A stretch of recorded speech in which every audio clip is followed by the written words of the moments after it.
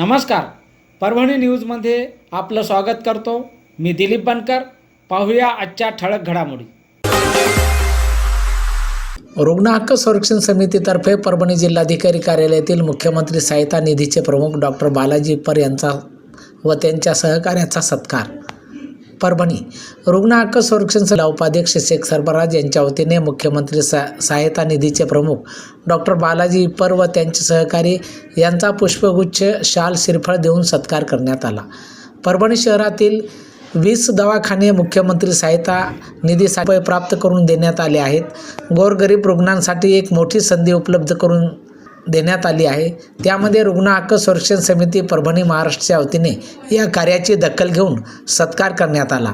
यावेळी रुग्ण हक्क संरक्षण समितीचे जिल्हाध्यक्ष दिलीप बनकर, जिल्हा उपाध्यक्ष Shaikh Sarfaraz, Republican Party of इंडियाचे राज्य सचिव DSO उपाध्यक्ष पंडित टोमके, मराठवाडा कार्याध्यक्ष Pramod Ambore, doctor Sunil Jadhav, advocate Dnyaneshwar Ghule Patil, Dhondiram Satone, Mohammad Asfaq, Manohar Mopkar, Prashant Wature, NK Chapke sir, Surekha Khillare, Tara Meshram, Ravi Sable, Mohammad Inus Kachhi, Suryakant रायबोळे, Rahul Dhabale, Balasaheb घिके, माबूद Khan, Mukesh सुकरे, Shaikh Naseer, Sanjay घनसावत, Jafar Khan Tarodekar, Govind गिरी, वंदन सुगंधे आदी कार्यकर्ते उपस्थित होते. संरक्षण समिती जिल्हा परभणीच्या वतीनं आज या ठिकाणी जिल्हाधिकारी कार्यालयातील मुख्यमंत्री सहायता निधीचे जे प्रभारी जे प्रमुख आहेत डॉक्टर बालाजी इप्पर साहेब यांनी अतिशय चांगल्या पद्धतीनं काम करून या ठिकाणी गोरगरीब रुग्णांना न्याय देण्याचं काम केलेलं आहे. रुग्णांची त्यांनी प्राण वाचवलेले आहेत. जवळपास 864 रुग्णांना या ठिकाणी विविध खाजगी रुग्णालय किंवा शासकीय रुग्णालयामधून त्यांनी 8 कोटी रुपये या ठिकाणी 7 महिन्यामध्ये त्यांनी दिलेले आहेत. त्यासाठी जे असे तत्पर जे अधिकारी असतात, जे कार्य करतात, यांचा सत्कार आज आम्ही रुग्ण हक्क संरक्षण समितीच्या वतीनं या ठिकाणी आयोजित केलेला आहे. मुख्यमंत्री सहायता निधीचे जे प्रमुख आहेत जिल्हाधिकारी कार्यालयातील डॉक्टर बालाजी इप्पर साहेब यांचा सत्कार, त्यांचा कौतुक म्हणून या ठिकाणी आम्ही आज हा सत्कार ठेवलेला आहे. आणि त्यांनी यापुढेही असेच रुग्णांची सेवा करावी, कामे करावी, असं आम्ही रुग्ण हक्क संरक्षण समितीच्या माध्यमातून या ठिकाणी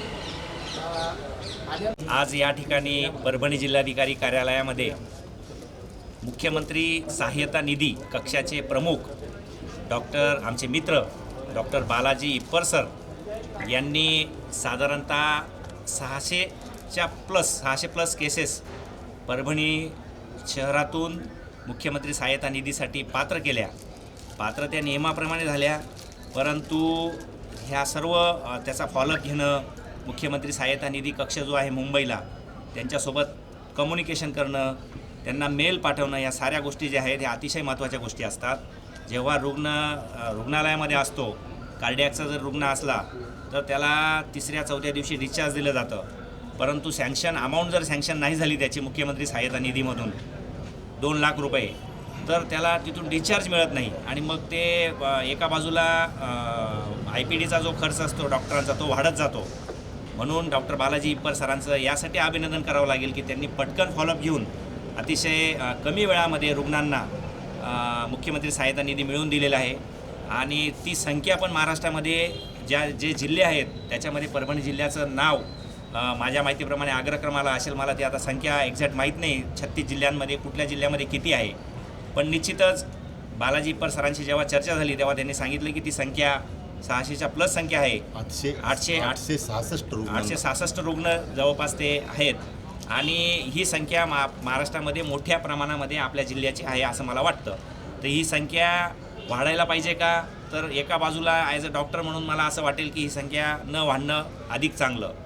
परंतु खरोखर गरीब रुग्णांना जर त्याचा फायदा आणि आर्थिक मदत मिळत असेल तर ती संख्या वाढायला पण पाहिजे. म्हणजे त्याला 2 बाजू आहेत, नाण्याच्या 2 बाजू आहेत. ती संख्या वाढायला पाहिजे का? तर नाही. आणि वाढायला पाहिजे का? तर हो. तर बालाजी इप्पर सरांचं यासाठी मी या निमित्ताने अभिनंदन करतो की त्यांनी गरीब रुग्णांना त्याचा मुख्यमंत्री सहायता निधीचा फायदा मिळवून दिला. रुग्ण हक्क संरक्षण समितीच्या वतीने आम्ही सर्वजण त्यांचं या ठिकाणी स्वागत करतो, अभिनंदन करतो आणि त्यांचा सत्कार या ठिकाणी जाहीरपणे करतोय. धन्यवाद. आजच्या जमान्यात तरी कोणी कामं करत नाही बरं का. जे काय अधिकारी येतं ते अधिकारी नुसते येतात जातात, पण हे जे डॉक्टर साहेब आहेत याने फक्त गोरगरिबासाठी आहेत. हे जे निधी आणलेला आहे 8 कोटी निधी आणला आहे, 866 रुग्णासाठी आणलेला आहे. म्हणून अशा साहेबांना आम्ही तर पाया पडतो किंवा अशा लोकांना गोरगरिबासाठी अजून पुन्हा काम करायला पाहिजे. त्याच्यानं त्यांना यांना पाहून दुसऱ्या यांना डॉक्टरांना असं वाटावं की बाबा गोरगरिबाचं काम केले त्यानंतर कुठंतरी पुण्य लागत आहे. कारण ह्या साहेबांना जे काम केलेलं आहे ते तर शब्दातच नाही सांगता येत की बा एवढं चांगलं काम केलेलं आहे. म्हणून मी यांचा आज इथं परभणी रुग्ण हक्क समितीच्या वतीनं यांचा आम्ही सत्कार करतो. जय हिंद. खरोखर अतिशय आनंद होत आहे की रुग्ण हक्क समितीचे सर्व पदाधिकारी, ज्यापैकी एक माझे मित्रच आहेत डॉक्टर सुनील जाधव सर, आज तुम्ही एवढ्या मोठ्या संख्येने येऊन माझं इथं कामाचं कौतुक केलं. हे खरोखर माझं इथून पुढं अजून जबाबदारी वाढविण्याचं काम आहे आणि निश्चितच मी जबाबदारीने यापुढेही चांगलं काम करील. थोडक्यात मी आपल्याला सांगू इच्छितो की या कक्षामध्ये आम्ही 4 लोकांची टीम आहे. साधारणतः आम्ही एप्रिलमध्ये इथे जॉईन झालोत. इथं कक्षाचा अध्यक्ष म्हणजे वैद्यकीय अधिकारी म्हणजे मी आहे आणि कक्षाचे 2 सदस्य, त्यापैकी एक आमचे संदीप निळकंठे सर हे समाजसेवा अधीक्षक म्हणून इथे जबाबदारी पार पाडतात आणि तिसरे एक क्लरिकल ते आज रजेवर आहेत आणि चौथे एक समुपदेशक, असे 4घांची टीम असते आमची. आणि मी आपल्याला सर्वांना हे सांगू इच्छितो की सध्या आम्ही फक्त निमित्त मात्र आहोत, परंतु ह्या कक्षाची रचना करणारे सध्याचे जे माननीय मुख्यमंत्री महोदय देवेंद्रजी फडणवीस साहेब आहेत, यांनी राज्याचे कक्ष प्रमुख पदाची जबाबदारी आदरणीय रामेश्वर भाऊ नाईक, जे की मंत्रालयाचे कक्षाचे प्रमुख आहेत, त्यांच्यावर जेव्हा जबाबदारी टाकली तेव्हा रामेश्वर भाऊ नाईकांनी मुख्यमंत्री महोदयांना सांगितलं की सध्याची म्हणजे हे कक्ष निर्माण होण्याच्या अगोदरची जी पद्धत होती ती पद्धत अशी होती की पेशंटचा अर्ज घेऊन मंत्रालयात जावं लागायचं. मग त्याला खर्च आणि वेळ वाया जायचा. मग काही एजंट थ्रू तिकडं जाणं, पैसे खर्च करणं, प्रत्येकाला वैयक्तिक जाणं तर शक्य नव्हतं. तर हे सगळं बंद होण्यासाठी प्रत्येक जिल्ह्याला 3 ते 4 लोकांचं कक्ष स्थापन करावं असं त्यांनी जेव्हा प्रेझेंटेशन दिलं रामेश्वर भाऊनी, तर मुख्यमंत्री महोदयाला ते आवडलं आणि मुख्यमंत्री महोदयांनी मग 36 कक्षांची महाराष्ट्रातून निवड केली. 35 जिल्हे प्लस मुंबईचे 2 कक्ष असे. तर प्रत्येक जिल्ह्यामध्ये आमच्यासारखी 4 लोकांची टीम आहे. वैद्यकीय अधिकारी, समाजसेवा अधीक्षक, एक क्लर्क आणि एक समुपदेशक आणि प्रत्येक जिल्ह्यामध्ये काम सुरू आहे हे. तर मला खरोखर रामेश्वर भाऊ नाईक या सरांचे मी आभार मानतो की त्यांनी ह्या कक्षाची रचना करून सध्या गोरगरीब पेशंटसाठी या कक्षामध्ये सुधारणा केली. आणि दुसरा विषय असा आहे की आम्ही इथं ज्या अर्थी बसलो, आमचे तिसरे सहकारी पण आले, तर आम्ही इथं बसलो म्हणजे आम्हाला फक्त पेशंटला अर्ज कसा करायचा आहे, कुठले आजार त्याच्यात समाविष्ट आहेत, काय काय कागदपत्र लागतात, याचा ईमेल करण्याला पेशंटला मदत करण्यासाठी बसवलेला आहे. बाकी मंजुरी तर मुंबईहूनच येणार आहे. आणि आमच्यासोबत इम्पॅनल्ड हॉस्पिटल्स आहेत. तर सरांनी सांगितलं की परभणीचा आकडा खूप मोठा आहे, तर आमचा इथल्या इम्पॅनल्ड हॉस्पिटलच्या मानानं खरंच खूप मोठ्या संख्येमध्ये आम्ही अर्ज मंजूर करून घेतलेले आहेत, फॉलोअप आणि व्यवस्थित पाठपुरावा करून. कारण इथं फक्त 20-1 हॉस्पिटल इम्पॅनल आहेत. मोठमोठ्या शहरामध्ये 150-200 हॉस्पिटल्स इम्पॅनल असूनसुद्धा आपल्यापेक्षा थोडाफार अधिक त्यांचे अर्ज मंजूर झाले असतील. आपल्यासोबत फक्त 20 हॉस्पिटल्स आहेत. आपल्यासोबत 20 हॉस्पिटल असलेल्या हॉस्पिटलमधूनच जर पेशंटने अर्ज केला तर त्यांचाच निधी मंजूर होतो. कुठल्याही हॉस्पिटलला निधी दिला जात नाही. आणि साधारणतः 20 आजार आहेत, ज्याच्यामध्ये हृदयरोग आहे, अंजिओप्लास्टी आहे, कॅन्सर सर्जरी आहे, रस्ते अपघातामध्ये मोटरसायकल अपघात आहे, अशा आणि बाकीचं सगळं डिटेल्समध्ये आम्ही पेशंटला मदत करतो. आणि मदत करून जेव्हा आम्ही प्रॉपरली अर्ज पाठवतो, सध्या ईमेलवर अर्ज पाठवायचा, थोड्या दिवसांनी अजून त्याच्यामध्ये ऑनलाईन ॲक्सेस हॉस्पिटललाच मिळणार आहे. तर याच्यामध्ये काय झालं, पेशंटचा वेळ आणि पैसा वाचायला, कारण मुंबईला अर्ज निघून द्यायची गरज नाही. त्याच्यामुळे इथं सोप्या पद्धतीनं अर्ज मंजूर होत असल्यामुळं एवढ्या मोठ्या प्रमाणामध्ये गोरगरीब रुग्णांना निधी मिळवून देता आला. आणि मी खरोखर सांगतो की आज तुमच्या या सत्कारामुळं खरोखर आम्हा तिघांनाही आनंद होता. हे आमचे तिसरे सहकारी अभिषेक दिवाण हे आमचे आमचे समन्वयक म्हणून काम करतात. दिवाण सर.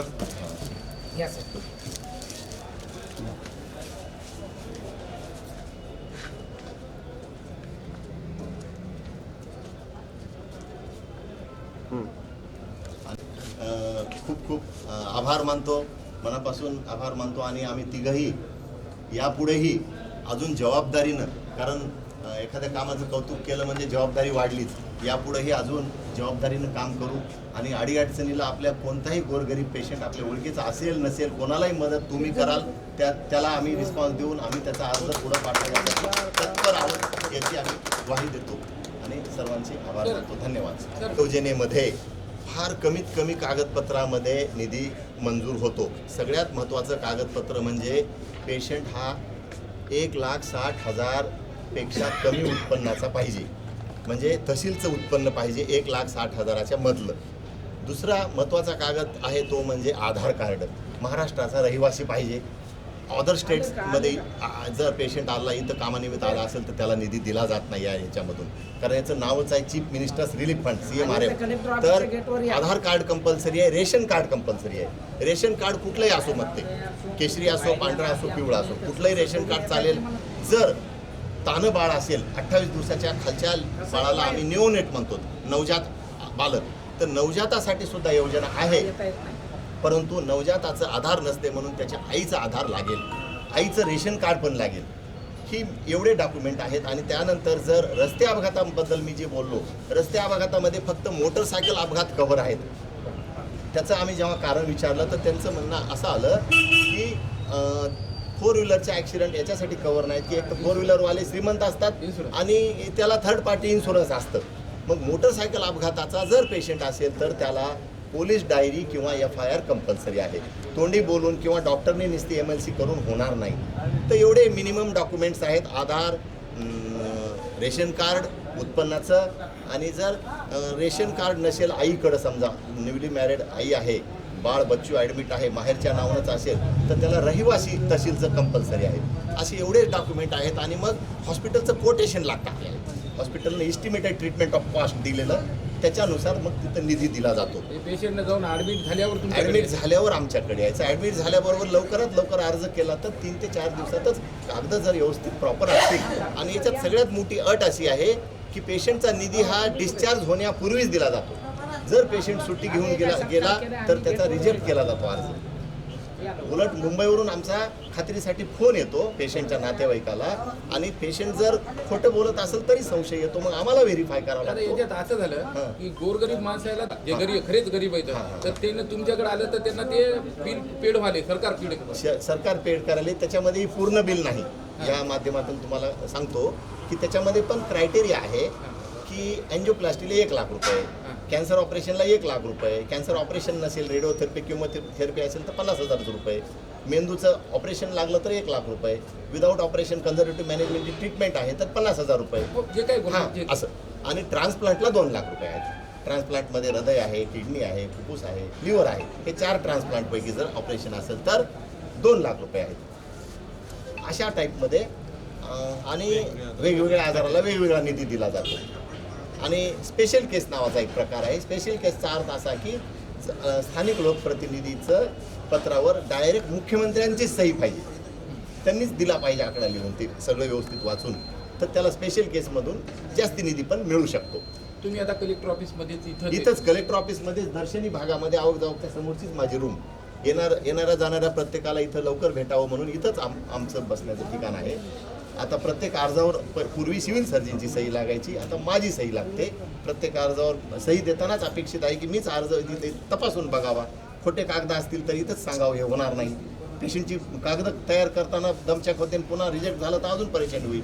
सर्व जनतेला म्हणजे असं सूचित करण्यात येतं की आपल्या कलेक्टर ऑफिसमध्ये हे डॉक्टर साहेब बसलेले आहेत आणि यांच्याकडे तुम्ही जर काही तुमच्या फॅमिलीमधल्या कोण्या एखाद्या व्यक्तीला काही ॲक्सिडेंट झाला, काही आजार असेल तर दवाखान्यात जायचं, ॲडमिट व्हायचं आणि त्यांच्याकडे येऊन संपर्क साधायचा.